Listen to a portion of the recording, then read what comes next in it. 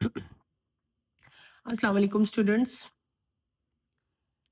Chemistry की chapter number 1 हमने complete कर लिया था बेटे। चैप्टर 2 जो है वो हमने स्टार्ट किया हुआ था। Open your books, page number 20 हम आज रीड करेंगे। इससे पहले हम जो जो है बेटे, लास्ट टॉपिक में मैंने आपको बताया था व्हाट इज एटम। एटम के बाद हमने जो है इसके जो फंडामेंटल पार्टिकल्स हैं, प्रोटॉन, न्यूट्रॉन एंड इलेक्ट्रॉन जो हैं, ये हमने स्टडी करना शुरू किए थे। सबसे पहले जो मैंने आपको पढ़ा दिया था that is how electron were discovered. ठीक है, इलेक्ट्रॉन के बारे में हम लोग डिटेल से पढ़ आए थे। ठीक है, उनके ऊपर कौन सा चार्ज था, वो कैसे हैं, उनके बारे में हमने कंप्लीटली डिस्कवरी ऑफ इलेक्ट्रॉन जो है उसका एक्सपेरिमेंट जो है वो मैंने आपको करवा दिया था। आज हमने पढ़ना है discovery of proton. The presence of positively charge particle in atom had been first observe by Goldstein. E Goldstein है ये, ठीक है, इन 1886। It was based on the concept that atoms are electrically neutral, having same number of positive and negative charges. ठीक है, he performed a series of experiments with the gas discharge tube having a perforated cathode. A new type of rays were produced from the anode which moved toward the cathode. He called these rays as canal rays or anode rays. ठीक है, the properties of these rays seem to be very depending upon the gas used in the gas discharge tube. In fact, he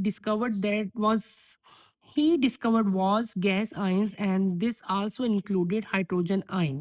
Goldstein at that time knew nothing about its significance. In 1917, Rutherford performed experiment which proved that the hydrogen nucleus is present in other nuclei.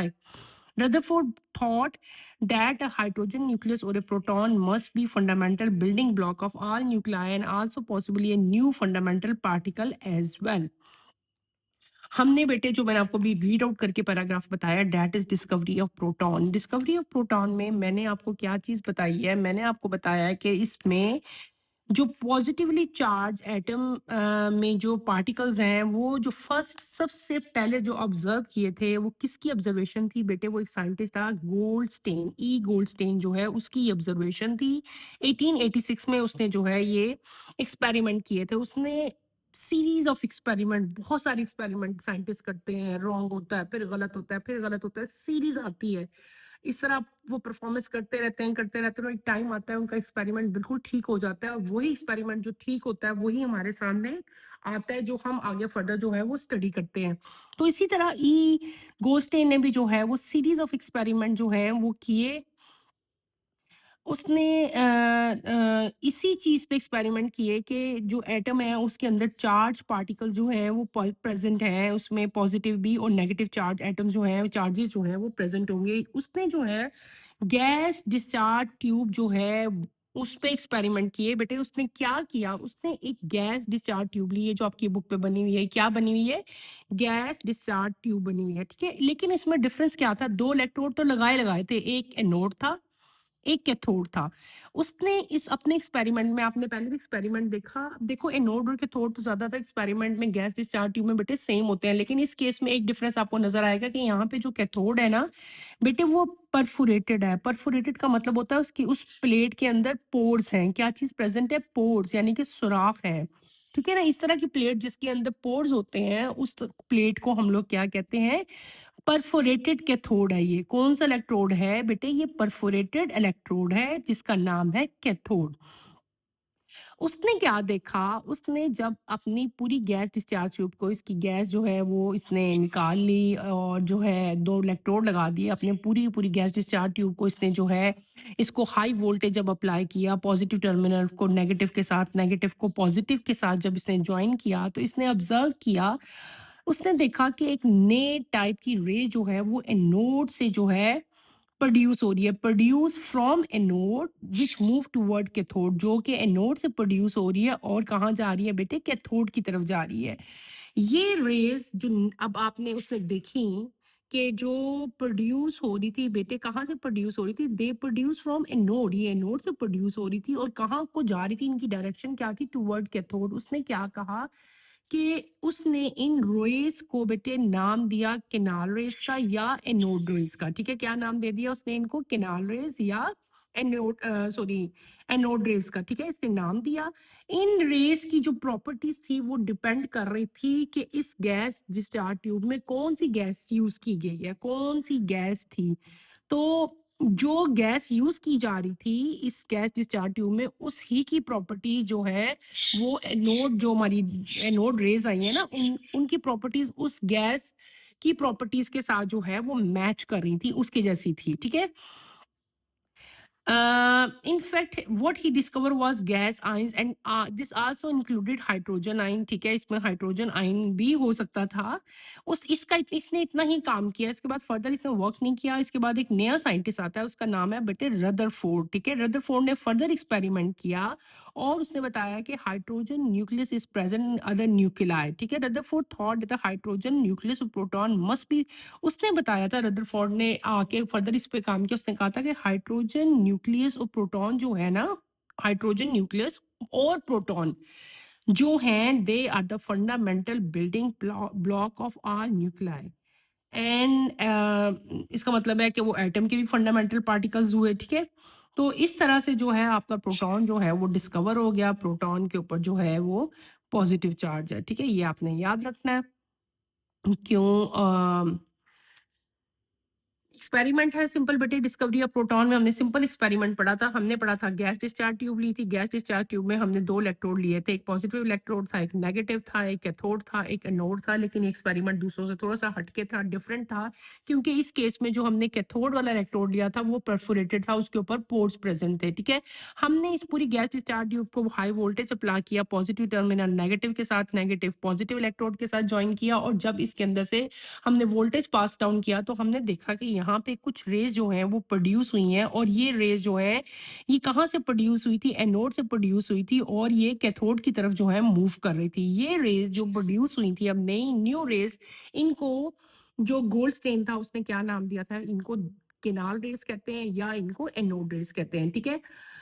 ये था हमारा experiment. फिर अगला experiment जो हमने start करना है, that is discovery of neutron, ठीक है, discovery of neutron. Later on in 1933 में another particle neutron was discover, एक और पार्टिकल एटम का न्यूट्रॉन जो है वो डिस्कवर हो गया, which is known to carry no charge, जिसके ऊपर कोई चार्ज प्रेजेंट नहीं था। The mass of neutron is almost the same that of proton, और इसका मास जो है वो प्रोटॉन और न्यूट्रॉन का सेम है, बिल्कुल प्रोटॉन जितना था इसका मास, ठीक है बेटे।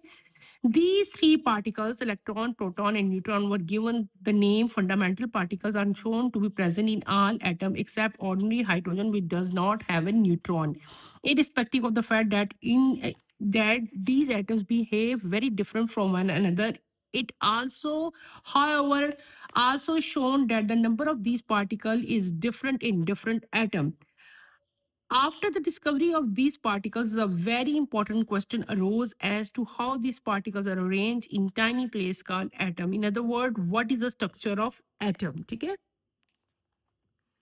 हमने जो अभी नेक्स्ट एक्सपेरिमेंट जो था डिस्कवरी ऑफ न्यूट्रॉन था, इसमें आपका कोई एक्सपेरिमेंट नहीं है बेटे, छोटी सी बस एक लाइन है कि लेटर ऑन कुछ देर के बाद 1933 में, पहला तो रदरफोर्ड ने काम कर लिया ना 1917 में, उसके थोड़ी देर बाद कुछ सालों बाद 1933 में बेटे एक नया पार्टिकल जो है वो डिस्कवर हुआ। उस पार्टिकल का नाम क्या था, न्यूट्रॉन था, और न्यूट्रॉन चार्जलेस था, इसके ऊपर कोई चार्ज प्रेजेंट नहीं था, ठीक है।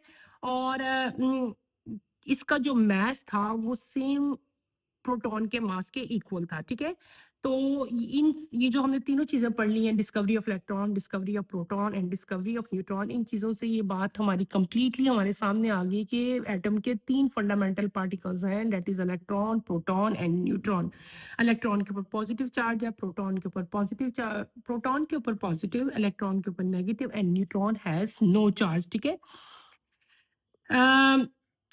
ये तमाम के तमाम पार्टिकल्स जो हैं, ये तमाम जो एटम्स हैं, उन सब के अंदर ये तीनों पार्टिकल्स जो हैं ये प्रेजेंट होते हैं, एक्सेप्ट ऑर्डिनरी हाइड्रोजन। सिर्फ ordinary hydrogen, H capital A जो हाइड्रोजन है उसमें न्यूट्रॉन जो है वो एब्सेंट होता है, बाकी सब में प्रेजेंट होता है। ये बात आपने याद रखनी है, ये आपके ऑब्जेक्टिव में भी आ सकती है कि न्यूट्रॉन किस में एब्सेंट होता है, तो ऑर्डिनरी हाइड्रोजन में बेटे न्यूट्रॉन एब्सेंट होता है। अच्छा जी, इसके बाद अब ये चीज़ें डिस्कवर तो हो गई, ठीक है ना? हमने फंडामेंटल पार्टिकल जो हैं एटम के डिस्कवर कर लिए, उनके नाम हमें पता चल गए और उनके ऊपर क्या चार्ज प्रेज़ेंट था, वो भी हमें पता चल गया। अब जो अगली चीज़ हमने अब साइंटिस्ट के लिए आ गई कि ये तीनों पार्टिकल्स एटम में कहाँ-कहाँ प्रेज़ेंट है। इतना छोटा-सा एटम होता है, तो इतने छोटे से एटम में ये तीनों फंडामेंटल पार्टिकल्स कहाँ एग्ज़िस्ट कर रहे हैं, ठीक है? ये आगे इस पे फर्दर अब जो है वो साइंटिस्ट जो हैं वो अपना काम करेंगे। नेक्स्ट बेटा आपका टॉपिक आता है discovery of nucleus. Lord Rutherford in 1911 provided answer to this question, ठीक है? ये जो क्वेश्चन मैंने आपको कहा था कि कैसे इतने छोटे से टाइनी प्लेस, टाइनी एक पार्ट है ना, एटम है तो इतना टाइनी तो है, इतना छोटा है, तो फंडामेंटल पार्टिकल कहाँ उसके अंदर जो है वो एग्जिस्ट कर रहे हैं। तो इन तमाम बातों का, इन क्वेश्चंस का आंसर अगला साइंटिस्ट लेके आया है, उसका नाम था रदरफोर्ड, लॉर्ड रदरफोर्ड। इन 1911 जो है उसने जो है रिमार्केबल बहुत सारे ऐसे एक्सपेरिमेंट्स रिमार्केबल किए कि जिससे इन पार्टिकल्स की जो है सही तरह से हमें पोजीशन जो है एटम के अंदर वो समझ आती है। एक्सपेरिमेंट क्या था बेटे, हम वो पढ़ेंगे। ही carried out a remarkable experiment which he hit a stream of special type of particle to a very thin gold file, ठीक है? From this experiment he conclude that atom has two portion, ठीक है? Atom has two portion बेटे, a tiny central portion which he called as nucleus and relatively large area surrounded this which he called external nuclear portion. क्या? External nuclear portion. It also discovered that almost all the mass of an atom is created in the nucleus because both the heavy particle, that is proton and neutron, are found to be present here. In the nucleus, these two particles are held together by a strong nuclear force, ठीक है? हमने पढ़ लिया। अब आपकी discovery of आ गई nucleus, ठीक है? आपने पहले फंडामेंटल पार्टिकल की डिस्कवरीज बेटे पढ़ ली थी। रदरफोर्ड जो साइंटिस्ट था नेक्स्ट, उसने 1911 में जो है वो क्या उसने किया था कि बहुत ज़्यादा एक्सपेरिमेंट्स किए थे। उसने क्या एक्सपेरिमेंट किया था, he hit a stream of special type, एक स्पेशल टाइप के पार्टिकल्स थे, उनको उसने हिट किया था ऑन थिन गोल्ड फाइल। और बस आपका एक्सपेरिमेंट बहुत बड़ा नहीं, बस आपने इतना ही याद करना है। और उसने इस एक्सपेरिमेंट से क्या कंक्लूजन निकाली थी, क्या रिजल्ट निकाला था? उसने कहा था कि एटम के अंदर बेटे एक सेंट्रल पोर्शन होता है। क्या होता है? एटम के अंदर एक सेंट्रल पोर्शन होता है। उस सेंट्रल पोर्शन को उसने क्या नाम दिया? न्यूक्लियस नाम दिया था, ठीक है? और न्यूक्लियस के बाहर का जो एरिया था उसने उसको क्या नाम दे दिया था? एक्सटर्नल न्यूक्लियर पोर्शन का नाम दे दिया था। और उसने बताया था कि न्यूक्लियस के अंदर दो heavy particles, that is proton and neutron, जो हैं वो प्रेजेंट होते हैं। क्या होते हैं? प्रेजेंट होते हैं। और ये दोनों पार्टिकल जो हैं ये स्ट्रॉन्ग न्यूक्लियर फोर्स से एक दूसरे के साथ जो है हेल्ड होते हैं, यानी कि न्यूक्लियस के अंदर जो है वो बाउंड होते हैं, रहते हैं, ठीक है? ये टॉपिक हमारा खत्म हो गया। हमने अगला अपना नया टॉपिक जो है वो स्टार्ट करना है, that is Bohr atomic model. ये बहुत इंपॉर्टेंट है बेटे, यही मैं आपको पढ़ाऊंगी, अभी पढ़ाऊंगी, कल के टॉपिक में से कवर करूं। आई थिंक ये कल के टॉपिक में इसको हम लोग कवर करते हैं। आज के लिए इतना ही काफी है। आज हमने क्या कंप्लीट कर लिया? हमने फंडामेंटल पार्टिकल्स ऑफ एटम जो है मैंने आपको कंप्लीट करवा दिए। There are three fundamental particles of atom, that is electron, proton and neutron. Electron के ऊपर नेगेटिव चार्ज है, प्रोटॉन के ऊपर बेटे पॉजिटिव चार्ज है, न्यूट्रॉन के ऊपर कोई चार्ज जो है वो प्रेजेंट नहीं है। न्यूट्रॉन का और प्रोटॉन का मास नंबर जो है वो क्या है? वो दोनों का सेम है। फिर अगली चीज हमने पढ़नी थी डिस्कवरी ऑफ न्यूक्लियस, ठीक है? रदरफोर्ड 1911 में आता है और आपको जो है उसने छोटा एक्सपेरिमेंट किया था और उसने हमें जो है एक चीज बता दी थी कि एटम के सेंटर में एक टाइनी सेंट्रल पोर्शन जो है प्रेजेंट है। उस सेंट्रल पोर्शन को उसने क्या नाम दिया था बेटे? न्यूक्लियस का नाम दिया था। उसने कहा था कि एटम के न्यूक्लियस के अंदर दो फंडामेंटल पार्टिकल्स जो है वो प्रेजेंट है, that is proton and neutron, ठीक है? और ये दोनों पार्टिकल्स एक स्ट्रॉन्ग न्यूक्लियर फोर्स के साथ एक दूसरे के साथ जो है वो अटैच होते हैं। और न्यूक्लियस के बाहर का जो एरिया था उसने उसको एक्सटर्नल न्यूक्लियर पोर्शन का नाम दे दिया था। और इस पोर्शन में इलेक्ट्रॉन जो है वो होते हैं।